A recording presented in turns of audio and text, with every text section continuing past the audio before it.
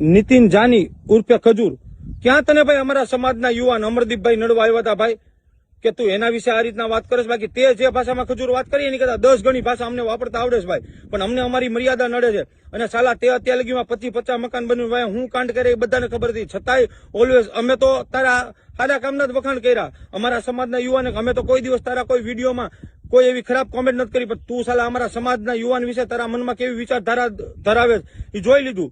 તને બહુ શોખ છે ને મોરે મોરો થવાનો, તારા તો દેખાડવાની અલગ ને ચાવવાની અલગ. બહુ તને મોરે મોરો થવાનો શોખ છે ને. ગઈકાલ રાતથી તું નવસારીથી માંડીને તારા એક પણ લોકેશન ઉપર તું નથી. જો આટલો જ મરોજ નો ફાડ્યો નાખ લોકેશન. અત્યાર લગી અમે માન મર્યાદાને મોભા સાથે સહન કરતા હોય એટલે જ પરસોત્તમ રૂપાલા જેવો નેતા ટિપ્પણી કરી ગયો.